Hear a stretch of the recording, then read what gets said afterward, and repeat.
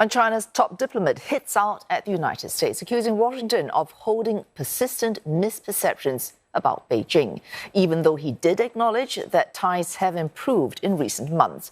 Wang Yi speaking to the media on the sidelines of China's ongoing annual political meetings and stressing what he calls the Chinese way of diplomacy. Olivia Siong with this report.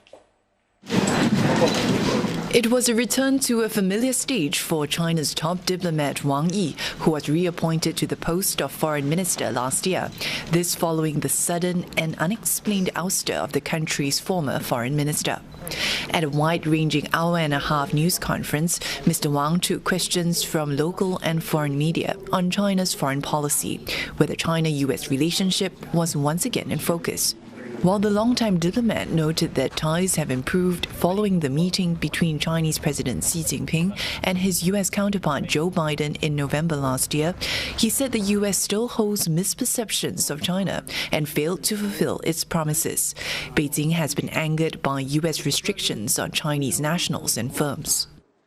打压中国的手段不断花样翻新，单边制裁的清单在不断的延长。 欲加之罪已经到了匪夷所思的程度。美国如果总是说一套做一套，大国的信誉何在？美国如果一听到中国这两个字就紧张焦虑，大国的自信何在？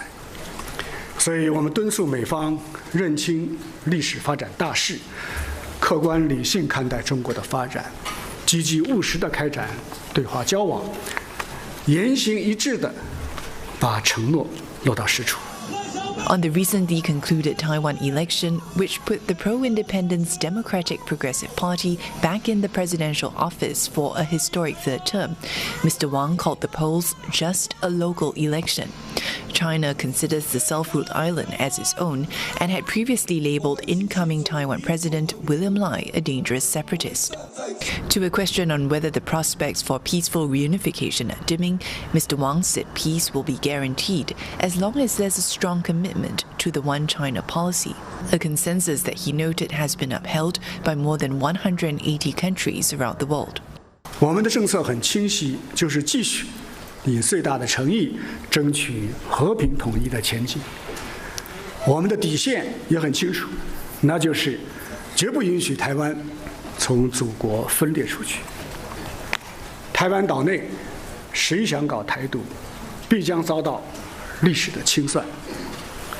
国际上谁要纵容支持台独，必将引火烧身，自食苦果。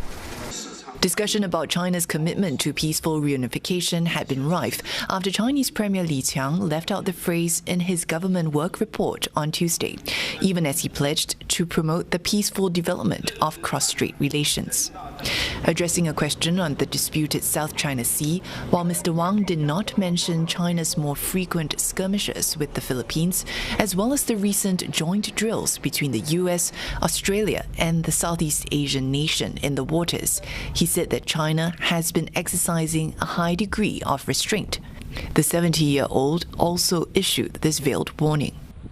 对蓄意侵权，我们将依法正当维权；对无理挑衅，我们将及时据理反制。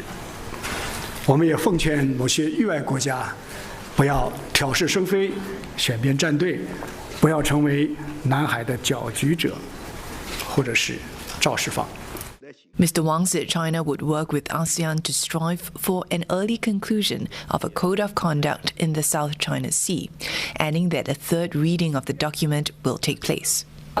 The Foreign Minister's news conference is typically one of the most closely watched on the sidelines of the ongoing annual political meetings here in Beijing. This year also taking place as China faces international pressure to use its influence to mediate ongoing conflicts, including in Gaza and Ukraine. Mr. Wang reiterated calls for dialogue and peace talks to resolve both conflicts, although in what may raise eyebrows among some countries, China's close relationship with Russia was also on display. Mr. Wang said that political trust is deepening and both countries have forged a new paradigm in big countries' relations. Olivia Siong, CNA, Beijing.